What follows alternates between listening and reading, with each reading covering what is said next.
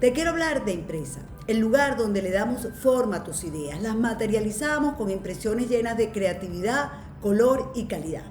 Cuidamos hasta el último de los detalles para que tu emprendimiento, negocio o empresa escale y llegue a donde tiene y quieres llegar. Contamos con un equipo de profesionales de primera, innovadores diseños y la mejor impresión.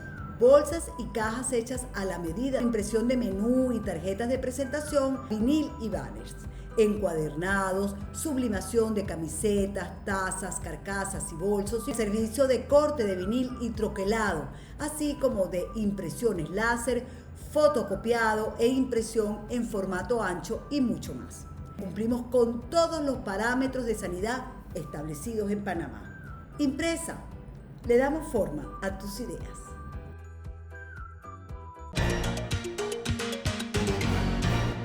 Y tú tampoco lo hagas. Venezuela está enredada. Los venezolanos llevamos años buscando la forma de salir de la tiranía que ha sumido en la miseria al que fue uno de los países más prósperos de América Latina. Pero no cuenta con una hoja de ruta para lograr el cambio deseado. El régimen de Maduro se enfoca en unas elecciones parlamentarias para diciembre próximo, convocadas por un ente ilegítimo, Consejo Nacional Electoral, designado por un poder usurpador, Tribunal Supremo de Justicia, y a ellas se pliegan viejos líderes de los tiempos de la democracia y otros más recientes, como el 2 veces gobernador y 2 veces candidato presidencial Enrique Capriles Radonsky. Para muchos, tales comicios solo servirán para oxigenar al régimen de Maduro. Por otra parte, está el presidente encargado Juan Guaidó, cargo que detenta por estar a la cabeza de la actual Asamblea Nacional y quien llama a desconocer las elecciones parlamentarias pautadas, cosa que para algunos no garantiza su cargo de presidente de emergencia ni sirve para forzar la salida de Maduro. Sobre la mesa, otra propuesta, la de María Corina Machado, fundamentada en una operación internacional de paz y estabilización OPE para liberar a Venezuela, que pareciera la más razonable, pero que ha sido descalificada abiertamente tanto por el embajador de Estados Unidos para Venezuela, Jim Story, como por el enviado especial Elliot Abrams. La oferta de los Estados Unidos en boca de Story y de Abrams se limita a apoyar a Guaidó y a pedir que todos le acompañen en la tarea de construir un movimiento cívico, social y político. Por movimientos de toda índole hemos transitado los venezolanos y el régimen de Maduro sigue ahí en pie. Mientras, la inflación se convirtió en hiperinflación, la escasez de alimentos y medicinas es cada vez mayor, aunado esto a las limitaciones que causa la pandemia y por si fuera poco, a la falta de gasolina en el país que tiene inmensas reservas petroleras. Y es que en Venezuela ya no se vive, se sobrevive. Para hablar de este y otros temas, No Callaré ha invitado a un reconocido economista que para muchos es el mejor del mundo. Él es Miguel Rodríguez, quien fue jefe del gabinete económico de Carlos Andrés Pérez en su segundo mandato, fue también presidente del Banco Central de Venezuela y ministro de Cordiplan. Es un placer, doctor, tenerlo con nosotros. Y la primera pregunta que se me ocurre, en Venezuela hay realmente un desmadre político, pero también el desmadre económico yo me imagino que es mayor. No sé si me puede unir los dos, se lo agradecería enormemente, los dos desmadres y cómo salimos de ellos.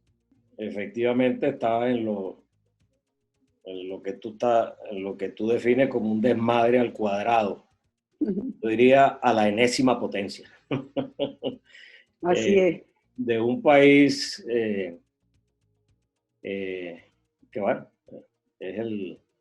fue el gran país de América Latina, el país con la democracia más vibrante de América Latina desde 1959, con ya a fines de los años 60, con el ingreso per cápita más alto en América Latina, después de haber sido uno de los países más pobres, uno de los 3 países más pobres antes del hecho petrolero, antes del descubrimiento del petróleo. Lamentablemente se cometen algunos errores de política económica que hacen que el crecimiento petrolero se detenga, como fue la aprobación de la ley de reversión petrolera pues, en el año 68, Pero, doctor, y, a mí la historia pasada me parece fascinante para quizás poder entender un poco el futuro, pero es que ya estamos ni siquiera en sí, una dictadura, en una tiranía, estamos en manos de una delincuencia organizada internacional. sí, sí, sí, sí. ¿Cómo hacemos para El, salir de aquí de este yo te desastre? te iba a llevar rápidamente porque además a mí me tocó vivir, ser protagonista de 3 años históricos, 3 años fundamentales en la historia de Venezuela, que fueron los primeros 3 años del segundo gobierno de Carlos Andrés Pérez. Y yo creo que, bueno, ya se habían cometido, como te digo, algunos errores. Yo le quiero preguntar algo. Sí. Si a usted le dijeran en este momento, doctor Rodríguez, dirija las riendas económicas de Venezuela, con este desmadre, es decir, en una transición, ¿qué medidas inmediatas tomaría usted? Pero es que al año de 1989 llegamos, después de, lamentablemente, 2 gobiernos que cometieron gravísimos errores en términos de política económica. Y que eso termina repercutiendo tremendamente y nos enfrenta a nosotros a la peor crisis de balanza de pago de toda la historia de Venezuela en el año 1989. Y 2 gobiernos presididos por 2 demócratas. Un gran político, sin duda alguna, que fue el presidente Luis Herrera, pero que lamentablemente no tenía idea de las cuestiones económicas y no lo acompañó un equipo con claridad en esa materia. Luis Herrera presidió sobre la bonanza petrolera más grande de toda la historia de Venezuela, la bonanza de precios más grande de toda la historia de Venezuela. Ocurrió en el gobierno del presidente Herrera. Y fueron años donde se derrumbó la economía Y con deudas enormes también. durante 5 años. No había deuda, no había deuda. Uno de los graves errores de diagnóstico fue cuando el presidente Herrera dice que recibe un país hipotecado, cosa totalmente falsa. No tenía nada que ver con la realidad. El informe, no había deuda. No había deuda. El informe Bolinaga lo que hizo fue hacer la sumatoria de los pasivos, pero eso se le olvidó un pequeño detalle, hacer la sumatoria de los activos que tenía el Estado venezolano en el exterior, en la banca internacional, que superaban a los pasivos. Entonces, ahí no había deuda. Es más, durante el gobierno del presidente Herrera, hasta el año 1981, siguen creciendo los activos más que los pasivos. Pero vengamos a esta Venezuela época, no era un país deudor, Venezuela era un país acreedor neto con el exterior. Pero ¿qué hacemos ahora? Masivamente. Yo le pregunto, por ejemplo, ¿tenemos idea de la deuda actual de Venezuela? ¿Tenemos alguna idea? Te quiero señalar lo siguiente. Podemos empezar con una afirmación de un famoso político alemán, Willy Brandt, que en el año 73, hace muchos años, le concedió una entrevista a Oriana Fallaci, la gran periodista italiana. Sí, cómo no. Willy Brandt en la entrevista le dice, mire, lo peor que puede hacer un país, lo peor que puede hacer una democracia, es entregarle el poder a una banda de criminales. Porque es muy difícil, si no imposible, sacarlos del poder. Porque esos criminales lo que van es a conservar el poder a como dé lugar. Y van a producir las tragedias que sean necesarias para ellos mantenerse en el poder. Él se refería, por supuesto, al señor Adolfo Hitler. Claro. A quien no sacaba nadie del poder si no hubieran intervenido los Estados Unidos de Norteamérica. Entonces Ahí no había diálogo de ninguna naturaleza. ¿Ok? Ahí no había propuestas de elecciones de ninguna naturaleza. Estabas ante una banda de criminales que se había apoderado de Europa, se había apoderado de Francia, la Francia eterna, ¿ok? Contra la que no podía nadie, si no hubieran intervenido los Estados Unidos de Norteamérica. ¿Okay? A eso se refería Billy Brandt, y ese fue el gravísimo error que se comete en el segundo gobierno de Carlos Andrés Pérez, que estaba haciendo un gobierno extraordinario. Primero enfrentó con decisión, ¿verdad?, la crisis de balanza de pago, la crisis de pago más grande de toda la historia de Venezuela. Era una deuda inmensa que ya en ese momento sí existía, ¿verdad? Y unos pagos de deuda inmensos para el año 1989 que tuvimos que enfrentar con un ajuste y con recursos a grandes programas como el Fondo Monetario, el Banco Mundial, el Banco Interamericano, porque tú me estás preguntando qué es lo que tenemos que hacer ahora. Entonces yo te quiero poner en el contexto de lo que efectivamente tiene que hacer Venezuela, ¿verdad? Pero encima de que enfrentamos con absoluta decisión y total éxito la crisis de 1989, ¿verdad?, con la reestructuración de la deuda bajo el Plan Brady, redujimos el servicio de la deuda en un 70%, montamos el programa más grande de toda la historia con el Fondo Monetario Internacional, etcétera, etcétera, para enfrentar la crisis de balanza de pago. Empieza con el cambio de la política económica, ¿verdad?, que es la política económica que se tiene que implementar en este momento, por cierto, el gran viraje, a producir ya un alto crecimiento de la economía hacia finales de 1989. En 1990 y 1991 hay un altísimo crecimiento. En el 91 Venezuela es el país de más alto crecimiento en el mundo, junto con China, en el año de 1991. Estábamos avanzando tremendamente, haciendo las transformaciones.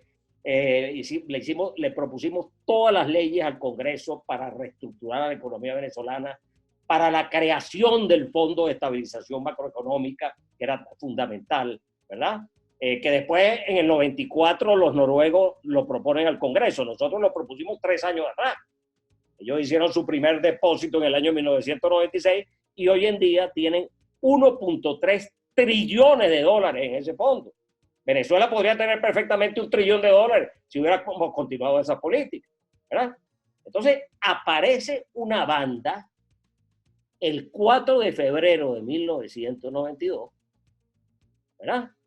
Una banda de descocados, de militares cobardes y traidores, ¿verdad?, que toman las armas que les da la República de Venezuela y se le apuntan al presidente constitucional de Venezuela, ¿verdad?, para asesinarlo y hacerse el poder en ese momento.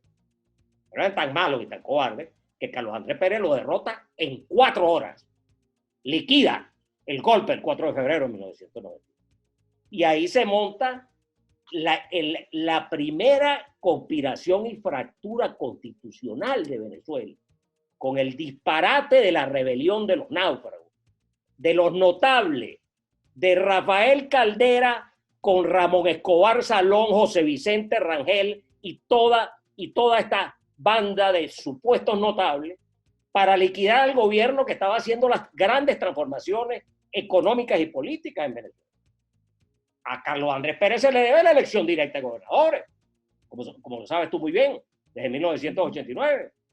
Y entonces se para Caldera al día siguiente y le da la razón a un golpista, a una banda de ignorantes, ¿verdad?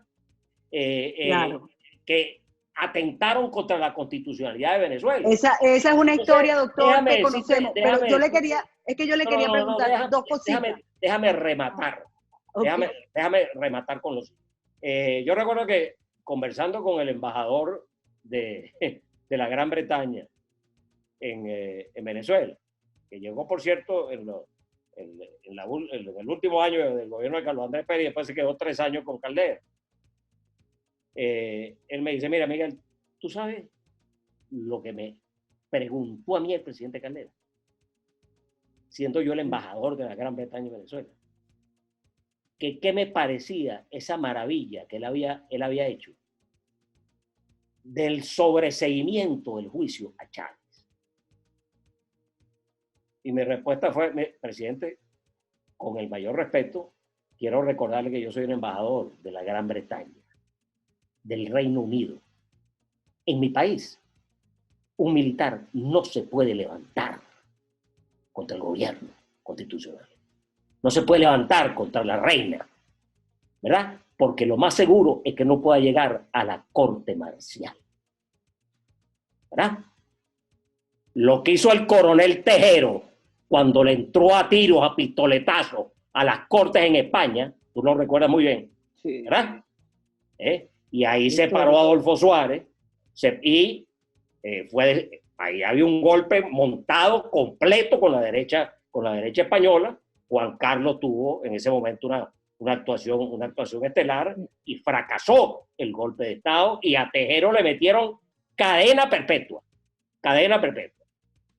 No se puede permitir un golpe de Estado en una democracia, ¿verdad?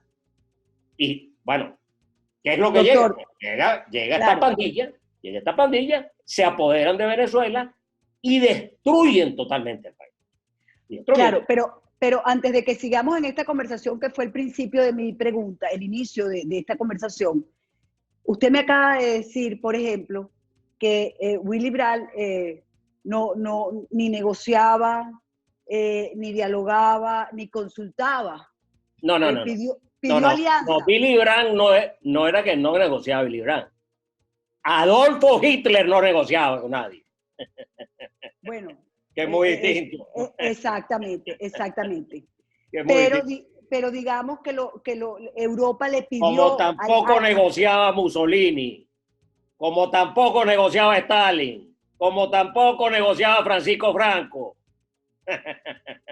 ¿Y Maduro? ¿Maduro Tampoco. negocia? Tampoco. Lo que hace es burlarse, porque Venezuela, para empezar, que es un estado fallido. Venezuela es un estado fallido. Eso por lo menos eran países y tenían a sus dictadores. Venezuela ya ni siquiera un país es. Venezuela, como tú has dicho, está desmadrada política y económicamente e institucionalmente. Ok, entonces sí. Yo diría que peor, moralmente. Porque ahí se ha perdido todos los principios de toda... no solamente es un gobierno que atropella las libertades públicas, ¿verdad? Un gobierno que tortura, que asalta los derechos humanos, sino que se ha robado a Venezuela. Un país que ha convertido al país en un país de mendigos, de bachaqueros, una cosa, el país que debía ser la Suiza de América Latina. Venezuela ya está produciendo 8 millones de barriles diarios de petróleo, debía tener $1 trillón. Tenía la segunda empresa más importante del mundo. La segunda del mundo. Pero ya no lo tenemos, doctor, ya no lo tenemos. Bueno, pero la teníamos. Entonces, pero yo lo que quiero es que por haber cometido ese error garrafal, histórico, ¿verdad? De haberle entregado el país a una banda de criminales, es que hemos llegado a donde ha llegado Venezuela en este. Ahora, ¿cómo yo quiero que me ayude. Tú lo que me estás diciendo es que cómo lo sacas de aquí. Ayúdeme a pensar. No. Es que aquí no hay nada que pensar. Venezuela, además, es una satrapía cubana. Porque la política venezolana se maneja desde La Habana. Eso hay que tenerlo claro. ¿Ok? Maduro es un animal. Maduro es un burro. Un sátrapa al servicio de Raúl Castro y de los cubanos de La Habana. Y además ha permitido que el país se convierta en este desastre, en un estado fallido, repartido entre bandas criminales que han liquidado totalmente a Venezuela, ¿verdad? Eso es lo que tenemos en este momento. Y después tenemos una oposición también que está desmadrada, ¿verdad? Porque no hay... Mire, el último político que yo reconozco que existió en Venezuela se llamaba Carlos Andrés Pérez. Ahorita yo no reconozco ningún político con una talla, ¿verdad? Con una experiencia, con unas credenciales, con una fuerza y un carisma como el que tuvo Carlos Andrés Pérez. Eso no es fácil de construir. Eso se construye a través de muchos años de lucha, ¿verdad? Y entonces lo que tenemos es este cuadro. Lo que tenemos es este cuadro. un gobierno provisional, interino, como tú quieras llamarlo, que es una invención de los americanos. Si los americanos no reconocen a Guaidó a los 5 minutos, no lo hubiera reconocido más nadie. ¿Verdad? Eso es creación de Donald Trump, ese gobierno interino. Duélale a quien le duela. Duélale a quien le duela. Pero esa es la realidad. Y el gobierno de los Estados Unidos es el que empuja a la Unión Europea a que se reconozca ese gobierno y a una cantidad de países más, los países latinoamericanos, que efectivamente sentían preocupación por el tremendo drama de Venezuela. Pero quieren que eso siga. Ellos dicen que los venezolanos tienen que unirse en un movimiento social y político en torno a Guaidó y solo en torno a Guaidó. No. Esa es la opinión, esa es la opinión, ¿verdad? Oficial de una cosa que se llama el Departamento de Estado. Bueno, ¿verdad? Y el Departamento de Estado es una ratonera que se especializa en esas cosas. Porque yo sé muy bien lo que es el Departamento de Estado, ¿verdad? Pero eso no es la opinión de Donald Trump, que fue muy claro cuando dijo que en Venezuela todas las opciones estaban sobre la mesa. Eso lo dijo el presidente de los Estados Unidos. Resulta que muchos de esta cuerdita, de lo que llaman el G4, son antitrumpistas de profesión. ¿Entiendes? Y resulta que tú, para resolver el problema de Venezuela, tú tienes que bailar pegado con el presidente de los Estados Unidos. Y el presidente de los Estados Unidos hasta este momento es Trump. Y los va a sorprender el 3 de noviembre porque les va a volver a ganar las elecciones. ¿Entiendes? Entonces, pero doctor, pero ya va, un momentico. Es que oímos a Abrams y oímos a Story decir primero que una salida como la que plantea María Corina Machado, por ejemplo, es fantasía. Pero, amor, así son los americanos. Hasta que no les dan un puñetazo en la nariz y le rompen las narices, los tipos no reaccionan, ¿verdad? Así pasó con Pearl Harbor, ¿verdad? Y la Segunda Guerra Mundial. Hasta que no le rompieron las narices, hasta que Bin Laden no les tumbó la torre, ¿verdad? No se fueron a liquidar la situación en Afganistán. Después metieron la pata porque siguieron con la invasión de Irak, que eso sí creo que fue un grave error histórico, ¿verdad? Pero lo que te quiero decir es que los Estados Unidos son así. Los Estados Unidos son así. O sea, que tenemos que esperar ¿qué tenemos que esperar los venezolanos para que haya una actuación? El problema es que Venezuela se ha convertido en un problema de seguridad para los Estados Unidos, porque ahí funcionan una cantidad de bandas criminales, ¿verdad? Que pueden significar peligro para los Estados Unidos. Nadie creía que Bin Laden podía hacer nada contra los Estados Unidos. Le tumbó las Torres Gemelas, ¿verdad? Y entonces al final tuvieron que salir a darle palo, ¿verdad? Entonces resulta que la cuestión es fluida. Ahora tenemos estas elecciones chimbas otra vez, ¿verdad? Pero que le van a servir a Maduro y ya tú vas a ver que el celestinaje va a aparecer en el mundo.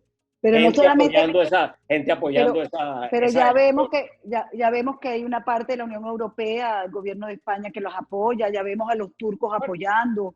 Por eso, ya vemos al Foro de Sao Paulo, al Grupo de Puebla, a toda la izquierda internacional apoyando estas elecciones. Por eso te digo, en un estado, en la situación en que se encuentra Venezuela, un estado fallido, con una oposición fallida, ¿verdad? Ahí pasa cualquier cosa. El gobierno interino ha hecho algunas cosas positivas, no lo voy a negar. La parte petrolera, lo que han podido cuidar, el poquitico, las migajas de Citgo, etcétera, que eso en realidad no vale nada para lo que vale el petróleo en Venezuela. Pero en realidad, y posiblemente existe en esto que llaman el Plan País, un plan de reconstrucción nacional a los distintos sectores de la economía. Venezuela efectivamente tiene una plantilla de profesionales, técnicos de primera categoría que seguramente van a regresar al país a participar en el proceso de reconstrucción de Venezuela cuando se produzca el cambio. El problema es cuándo y cómo y con qué se produce ese cambio. ¿Qué es lo que ofrece? ¿Qué es lo que ofrece la política venezolana? ¿Qué es lo que ofrecen los partidos? Porque se ha perdido hasta toda la moralidad. Los partidos de SG4, varios de ellos son financiados por los bolichicos, por ejemplo, por los bandidos más bandidos que se han robado billones y billones de dólares de Venezuela. ¿Verdad? En no compañía de Rafael Ramírez y toda esta cuerda de bandidos del chavismo. ¿Verdad? Varios de ellos financian a estos partidos, que se han convertido en operaciones financieras importantes. Mire, eso no eran los partidos políticos de Venezuela. Sí, Venezuela tuvo, yo sé que no te gusta recordar la historia, pero yo sí la voy a recordar. Sí, a mí me encanta. Venezuela tuvo varios de los partidos más importantes de América Latina y del mundo. Los tuvo Venezuela. Grandes líderes políticos. Rómulo Betancourt, Jovito Villalba, Caldera. Lamentablemente Caldera, que fue uno de los creadores de la democracia, terminó destruyéndola en su senilidad más absoluta. ¿Verdad? Sí. Pero Venezuela tuvo grandes partidos. Acción Democrática era un partido extraordinario, con un liderazgo político tremendo. No solamente liderazgo político, tenía los mejores profesionales del país. Doctor, fíjese. COPEI, que fue un partido que fue creciendo poco a poco, también fue un partido importante que creó una generación de relevo tremenda. Acción Democrática, contrariamente a COPEI, más bien se deterioró porque tuvo muchas divisiones, etcétera, etcétera, y un proceso de deterioro. Cuando llega Carlos Andrés Pérez a la segunda presidencia, Carlos Andrés decía que lo que era un cascarón vacío. Imagínate un partido como Acción Democrática, ¿verdad? Que tuvo como secretario general nada más y nada menos que a Rómulo Betancourt, ¿verdad? Que a Ruiz Pineda, que a Carlos Andrés Pérez, ¿verdad? Que a todos esos grandes dirigentes políticos, estaba en ese momento dirigida por un analfabeta, ¿verdad? Un analfabeta, que no se sabía, había una gran discusión si tenía segundo o tercer grado de primaria aprobado. Doctor, claro, pero fíjese. Entonces, bueno, esos son pero yo le procesos de deterioro que terminan en el quiebre, pues, de la... pero yo le quiero comentar, a mí me encanta la historia y creo que uno de los problemas en Venezuela es que no leemos nuestra propia historia para entender lo que nos está pasando, pero estamos en esta plataforma y tenemos un tiempo determinado y a mí me interesa conocer y quiero que me lo responda brevemente. Por ejemplo, ¿qué es lo que vamos a hacer? No, ya va, para allá vamos. Pero la primera, dicen que las elecciones no sirven porque con eso no salimos a Maduro, pero proponen una consulta, no sabemos qué es lo que nos van a consultar, pero a la vez hay otra tercera opción que está descartada por los Estados Unidos. ¿Cuál es la ruta entonces? No está descartado por ninguno de Estados Unidos. Los Estados Unidos no son Elliot Abrams y el Story esto. Okay. Esos son dos funcionarios del Departamento de Estado. Y déjame decirte que el Departamento de Estado es una ratonera del Partido Demócrata. Ok, la segunda pregunta. Esa es la especialidad del Departamento de Estado, decir estas cosas que dijeron Abrams y que dijeron Story. La decisión final sobre una intervención internacional para rescatar a Venezuela, eso está en manos del presidente de los Estados Unidos y del Pentágono, no del Departamento de Estado. Entonces quiero hacerle esta pregunta. Hay ahorita, frente a las aguas del Mar Caribe, una operación antidroga gigantesca. El Departamento de Justicia norteamericano ha señalado a Maduro como el jefe del cartel de los soles y le ha puesto precio a su cabeza. Podríamos decir que esta es una señal de que los Estados Unidos, a pesar de que es una operación contra las drogas, sí tiene los ojos puestos en Venezuela. Sin duda alguna.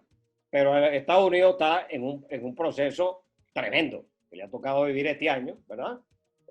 Con inclusive una sublevación interna de izquierda ¿verdad? Sí. Que ha puesto en jaque la seguridad de los Estados Unidos. Por eso que te digo que mira, las cosas se van a ir definiendo en el tiempo. Tienes la cuestión del coronavirus y tienes la elección el 3 de noviembre. Aquí no va a pasar nada hasta después de la elección de los Estados Unidos. ¿Ok? Ahí ¿Qué se pasa verá.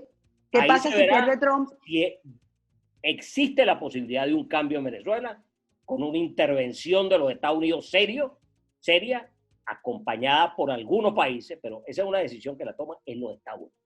Eso no lo toma más nadie. Los Okay, otros países acompañarán y otros dirán que no acompañan.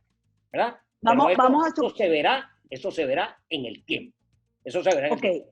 Lo que sí tiene que hacer la oposición venezolana, y ahí no me refiero exclusivamente al G4, de la Asamblea Nacional, ¿verdad? Sino a toda la oposición venezolana, es que tienen que unirse y que tienen que bailar pegado con el gobierno de los Estados Unidos, que es el único que efectivamente puede resolver el problema de la salida de los cubanos, el problema de la liquidación de la FARC, el problema de la liquidación del ELN, de las bandas criminales que pululan en Venezuela.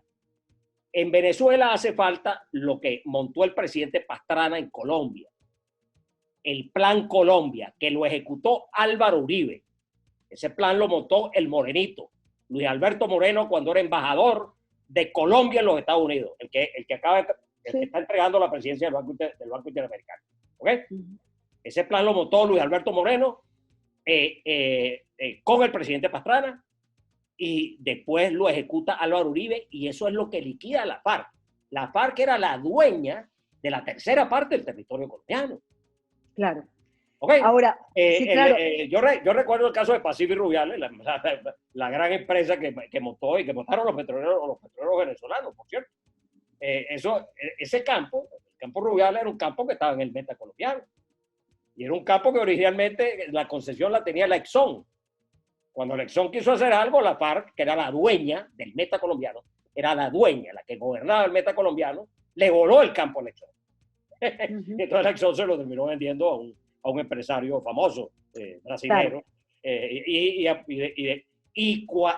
de las primeras regiones que limpió el presidente Uribe de la FARC en Colombia fue el meta colombiano. Entonces ahí se pudo montar el campo petrolero más grande de América Latina, que fue el campo Rubiales, montado por la ingeniería petrolera venezolana, por cierto. Así es. Pero fíjese, usted me dice que en Venezuela hace falta un plan Venezuela, y claro, eso se monta con los Estados Unidos.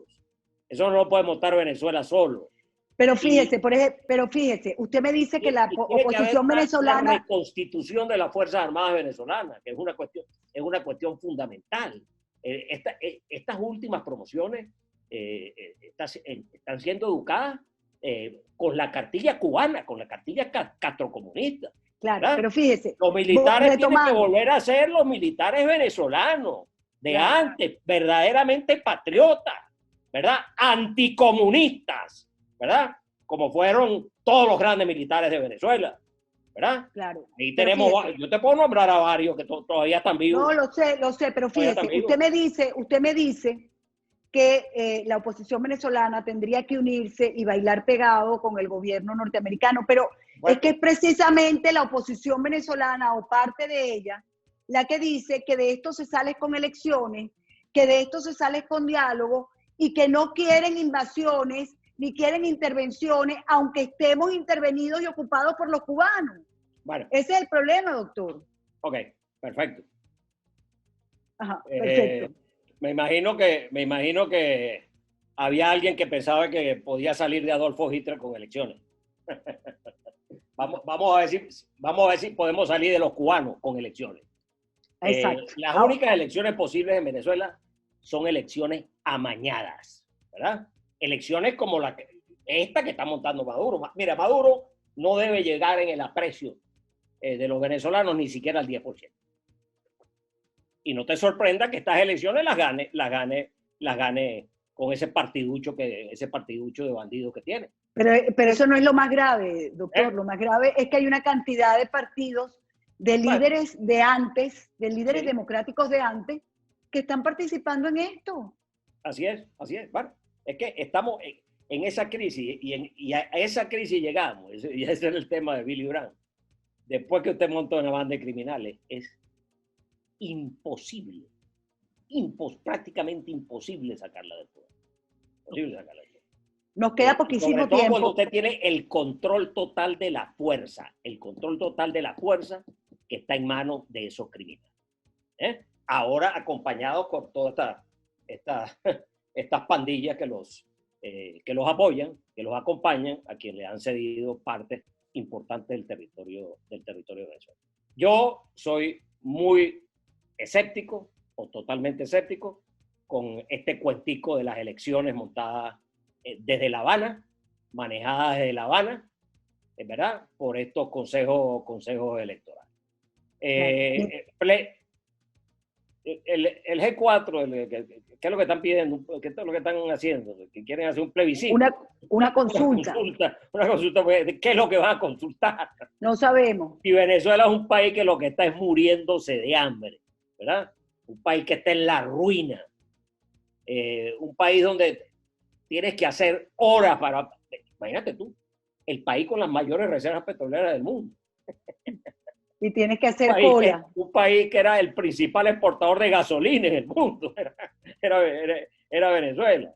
¿Okay? Un país absolutamente destruido. Tiene que reconstruirse institucionalmente y tiene que reconstruirse moralmente. Doctor, una pregunta. Los mismos partidos de la oposición tienen que decirle claramente a Venezuela de dónde salen los fondos que a ellos lo financian. ¿Ok? ¿Usted sabe de dónde salen? Yo sí sé que a un par de esos partidos por lo menos lo financian los bolichicos. Lo financian los bandidos más bandidos que hay en Venezuela. ¿Verdad? ¿Y usted tiene pruebas?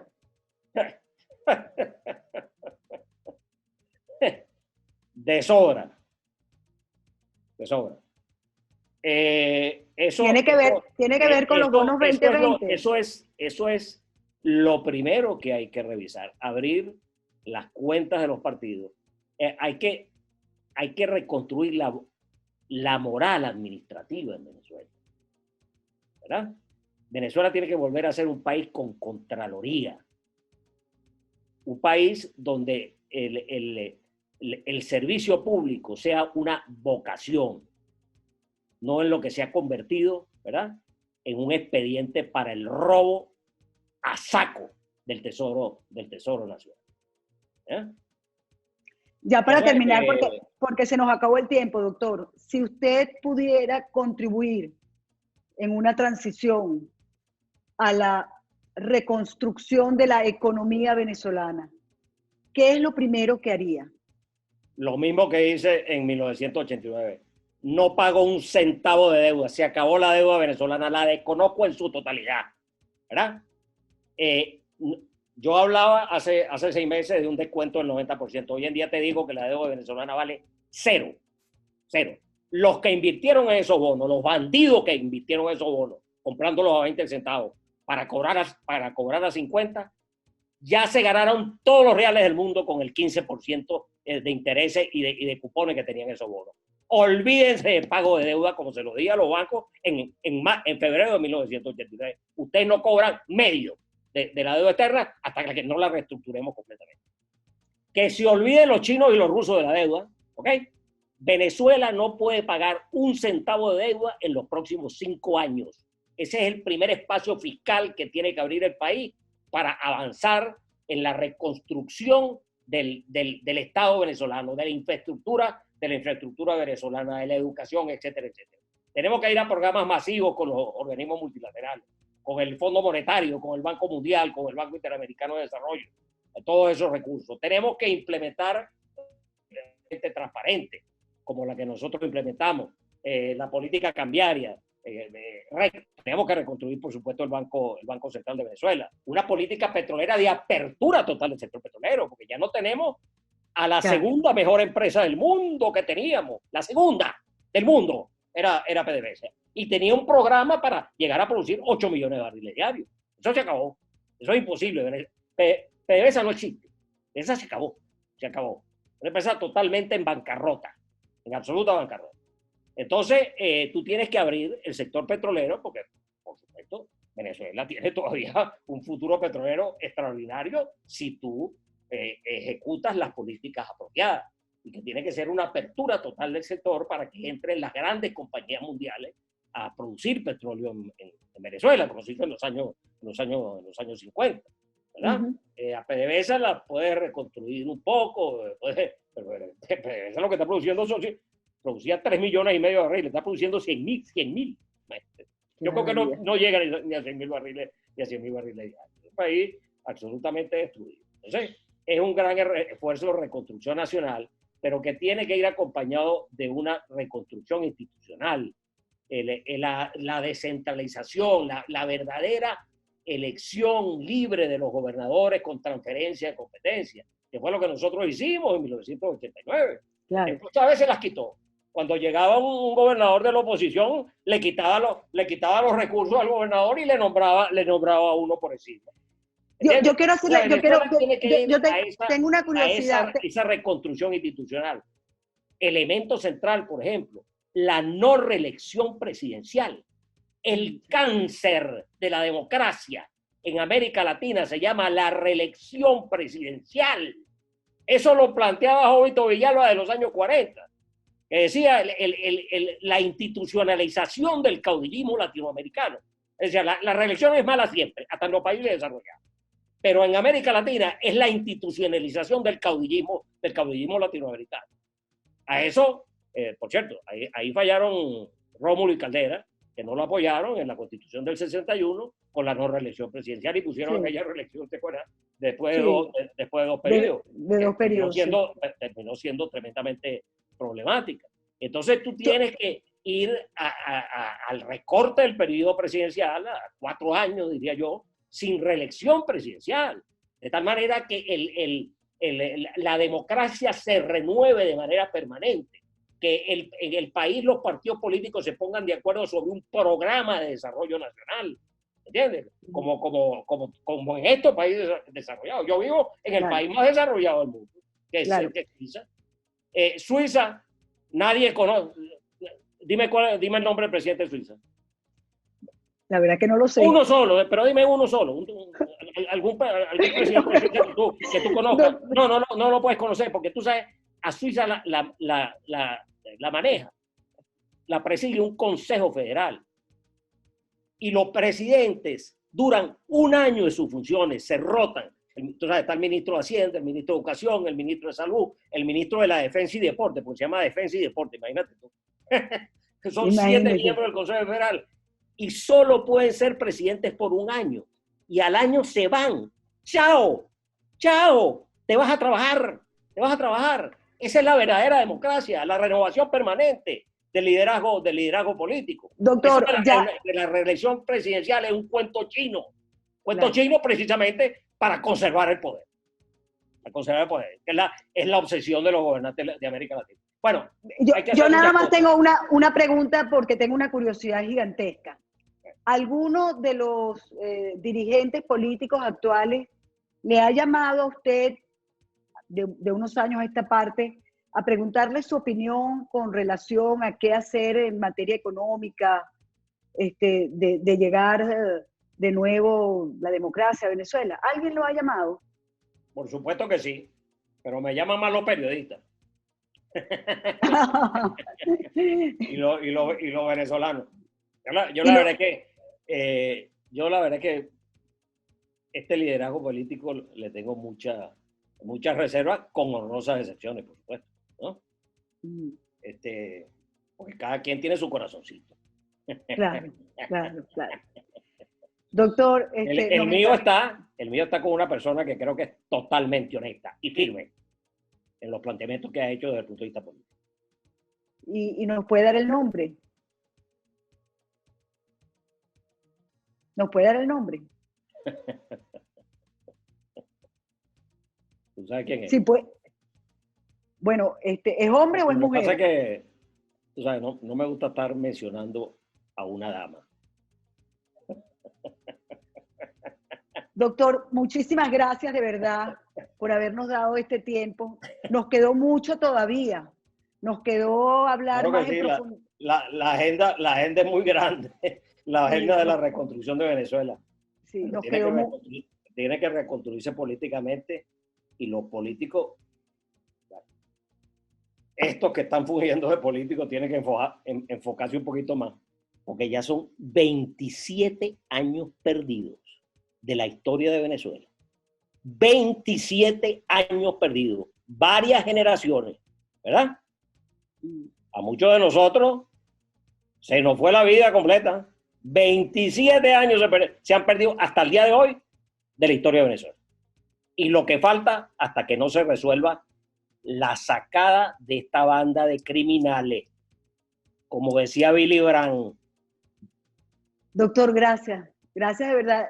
Sin embargo, ya para terminar, ¿tiene esperanza de que Venezuela se reconstruya cuando se salga de la banda de criminales? Totalmente, totalmente, totalmente.